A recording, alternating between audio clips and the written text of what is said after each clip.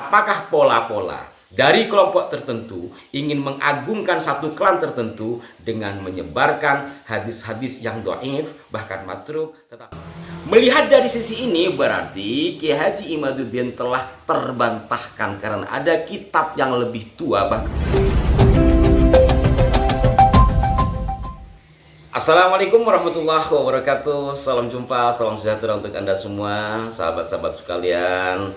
Mudah-mudahan kita senantiasa dalam lindungan Tuhan Yang Maha Kuasa. Dan edisi kali ini kembali kami akan sekilas mengulas masalah nasab habaib atau Alawiyin atau Bani Alawi yang saat ini sedang menghangat. Dan ini sangat baik karena sudah masuk kepada diskursus ilmiah.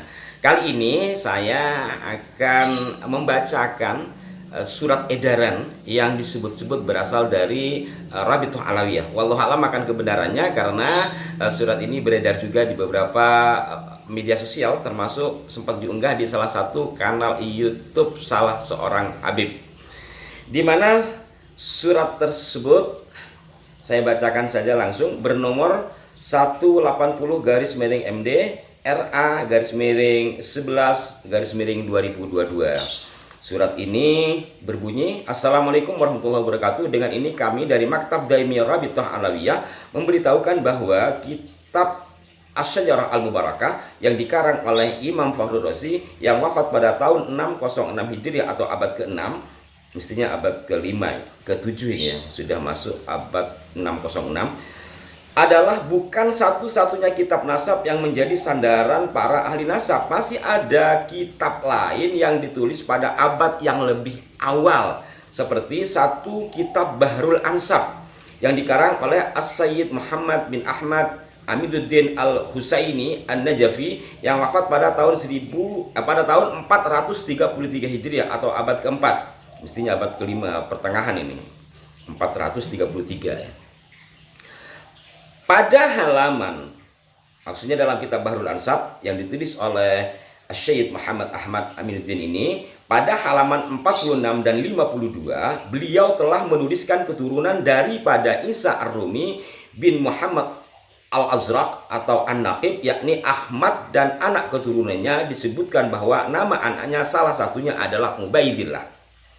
Yang kedua juga merujuk kepada kitab Abnaul Imam fi Misra wa Syam Al-Hasan wal Husain yang dikarang oleh Abil Muammar Yahya bin Muhammad Al-Qasim Al-Husaini Al-Alawi yang dikenal dengan Ibnu Tabataba yang wafat pada tahun 478 Hijriyah.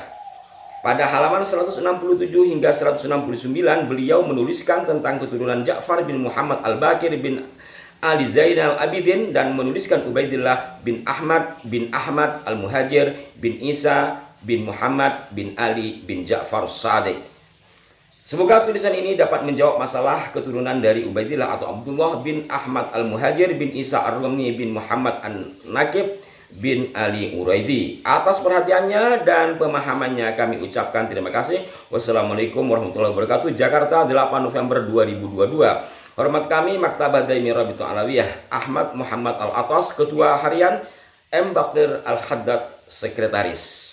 Nah, surat ini ternyata sudah beredar lama, tapi karena saya tidak terlalu konsen dalam urusan ini awalnya, saya baru tahu dan juga baru mendapatkan, dan mungkin juga sudah banyak dibahas di kanal-kanal YouTube, tetapi alangkah baiknya kalau saya ulas lagi. Intinya, apabila melihat dari isi surat edaran ini dengan tanggal dan tahunnya yaitu November 2022, ini dapat dikatakan menyanggah dari tulisan atau hasil riset dari Kiai Haji Imaduddin Utsman Al-Bantani.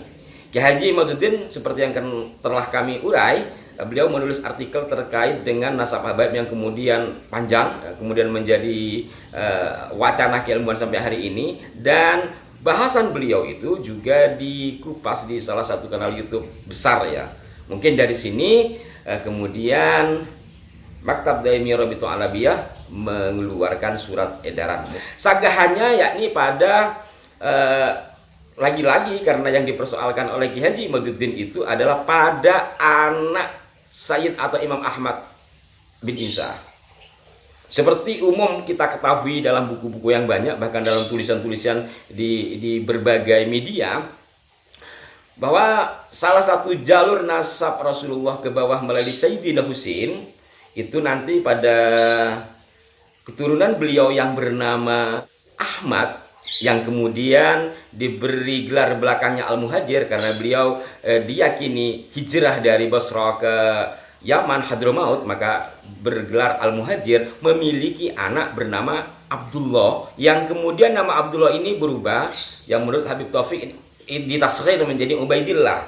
Jadi Imam Ahmad memiliki putra, diantaranya adalah Ubaidillah atau Abdullah. Ini kan yang menjadi titik poin yang disampaikan dari penelitian Kiai Haji Imaduddin. Karena apa? Dalam kitab-kitab nasab tertua versi Kiai Imaduddin yang beliau baca, tidak tertera nama Abdullah ini. Bahkan dalam Asy-Syajarah Al-Mubarakah disebut hanya 3 putra dari Imam Ahmad, dan ketiganya ini tidak menyebut nama Abdullah. Lantas pada abad berikutnya, abad 9, 10, 11 kalau tidak salah itu, hingga puncaknya di abad 13 Hijriah, terteralah nama Abdullah yang kemudian menjadi Ubaidillah ini. Lantas dari mana sumbernya? Seperti itu penelusuran awalnya para pemirsa. Tetapi akhirnya dibantah oleh surat edaran yang di atas namakan terhadap Rabithah Alawiyah ini.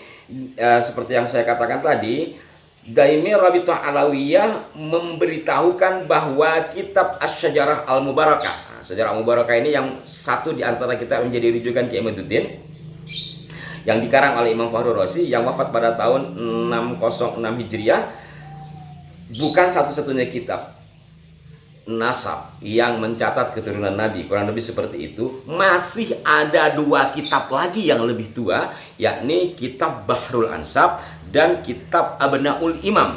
Melihat dari sisi ini berarti Kiai Haji Imaduddin telah terbantahkan, karena ada kitab yang lebih tua, bahkan 2 kitab yang lebih tua yang mengatakan bahwa Imam Ahmad memiliki putra Abdullah atau Ubaidillah. Jadi sampai titik ini secara garis besar Kiai Haji Imaduddin telah terbantahkan oleh 2 kitab ini. Sebab Kiai Imaduddin juga mengatakan cari kitab yang seusia atau yang lebih tua sebagai bukti primer. Ternyata Rabithah Alawiyah dalam tulisan di awal ini telah menemukan kitab bernama Kitab Bahrul Ansab, yang menurutnya ditulis oleh As-Sayyid Muhammad bin Ahmad Amiduddin Al-Husaini An-Najafi yang wafat pada tahun 433 Hijriah atau abad keempat, di sini mestinya abad kelima Hijriah. Dari sini kemudian saya mencoba mencari sumber-sumber pembanding. Kalau memang benar apa yang disampaikan oleh surat edaran ini, luar biasa kan? Terbantahkan sudah. Lalu setelah saya mencoba mencari referensi-referensi, benarkah kedua kitab yang dijadikan rujukan oleh surat edaran Rabithah Alawiyah itu seperti itu adanya? Pertama tentu saya melihat dari sisi pembuatnya kapan, karena awal itu kan bukti primer ya, dan ditulis di Rabithah Alawiyah bahwa ada kitab yang lebih tua. Benarkah kitab itu ditulis pada, maksudnya pengarangnya, penulisnya, muallifnya itu hidup di masa itu? Ternyata tidak perlu panjang-panjang lebar ketika saya mencari referensi, ternyata akhirnya saya malah menemukan sanggahan yang disampaikan langsung oleh Kiai Haji Imaduddin. Dalam sanggahannya, Kiai Haji Imaduddin melalui nahdlatululum.com memberikan jawaban atas surat edaran dari Rabithah Alawiyah itu, antara lain menuliskan bahwa kitab Bahrul Ansab yang disebut oleh surat edaran itu sebagai kitab yang dikarang abad kelima adalah dusta. Kitab itu dikarang oleh As-Sayyid Muhammad bin Ahmad Abdullah Al-Husaini An-Najafi yang wafat pada abad ke-10 Hijriah. Pada nomor ke-39 di sini juga ada Arabnya, saya biar mempercepat saya baca terjemahnya saja. Nomor ke-396 dari para ahli nasab adalah Muhammad bin Ahmad bin Amiruddin Ali Al-Husaini An-Najafi, abad ke-10. Ia memiliki kitab Bahrul Ansab atau Al-Musyajjar Al-Kashaf Lil Usul Al-Sadati Al-Ashraf, dicetak di Kairo pada tahun 1356 Hijriah, yang tertera dalam kitab Tabaqatun Nasabin Bakar Abu Zaid halaman 162.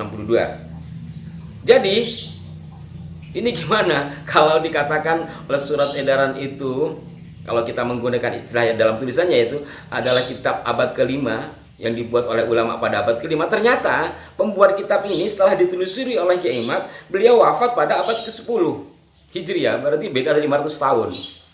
Kira-kira seperti apa dan bagaimana ini? Salah cetak atau bagaimana? Nah, ini kita akan perlu keluasan di dalam menilai untuk tidak memihak kepada manapun, tetapi kebenaran adalah kebenaran sesuai dengan bukti-bukti yang ada. Jadi kalau Robito membantah menggunakan kitab yang disebut dikarang pada abad ke-5 Hijriah, ternyata setelah ditelusuri nama pengarangnya ini, ternyata beliau masuk dalam daftar ahli nasab yang wafat pada abad ke-10 Hijriah. Selebihnya silahkan saudaraku menilai sendiri. Kemudian yang kedua tentang kitab Abnaul Imam, saya pikir biar Anda sendiri yang membaca, biar tidak terlalu panjang-panjang ulasan ini. Nanti saya akan taruh di deskripsi terkait dengan artikel tersebut. Ini hanya gambaran atau ulasan kecil dari wacana atau diskursus ilmiah yang sedang berlangsung ini. Kami tidak mengojok-ojok, tidak. Ini lebih kepada saya secara pribadi dan kami dari Arah 9 memberikan motivasi yang besar kepada semua pihak untuk membuka referensi-referensi sehingga akhirnya nanti akan didapatkan satu mutiara keindahan terkait dengan kebenaran. Setidaknya yang mana yang paling banyak para ulama menyepakati akan kebenaran dari nasab-nasab yang beredar tersebut, karena bagaimanapun ini tidak lepas dari sangkut paut atas kemuliaan Kanjeng Nabi Muhammad SAW. Dan dari kasus tadi ini mengingatkan saya dulu pernah disodori kitab terjemahan berjudul, kalau tidak salah ya, 50 keistimewaan Ahlul Bait. Saya sempat terperangah karena akan masuk neraka apabila tidak mencintai Ahlul Bait dan segala macamnya. Itu sempat terperangah saya, karena di situ pada catatan kakinya itu jelas bahwa hadis ini dikutip dari kitab ini, hadis ini dari kitab ini, termasuk ada merujuk dari kitab Imam Jalaluddin Suyuti. Wih, ngeri juga men. Tapi ya alhamdulillah saya masih mau belajar karena saya nggak punya kitabnya. Kemudian saya menghubungi kawan yang memiliki kitab Syamilah. Dari kitab digital itu saya masih kurang yakin. Saya cari teman yang kitabnya itu serumah, tak cari hadis-hadis di situ. Ternyata apa yang terjadi, sebagian besar mungkin dari hadis-hadis yang ada dalam buku itu ternyata statusnya dhaif. Ada yang hasan, bahkan ada yang matruk. Ini apakah pola-pola dari kelompok tertentu ingin mengagungkan satu klan tertentu dengan menyebarkan hadis-hadis yang dhaif, bahkan matruk, tetapi tidak disebut statusnya, hanya disebut mengutip dari kitab mana. Sehingga orang-orang awam termasuk saya sempat terpengaruh. Apakah yang dilakukan oleh surat edaran tadi seperti itu? Saya tidak tahu, dan saya juga tidak tahu benarkah surat edaran itu dari Robitoh Alawiyah atau tidak. Yang pasti itu pernah diulas di berbagai kanal, bahkan salah satu kanal seorang Habib. Mudah-mudahan ini semua bisa mencerahkan kita semua. Kita hanya berpihak pada kebenaran, bukan kepada siapa orangnya. Mohon maaf jika ada kekeliruan. Kritik yang indah dan membangun buat kami adalah tanda dari persaudaraan. Sampai jumpa. Wassalamualaikum warahmatullahi wabarakatuh.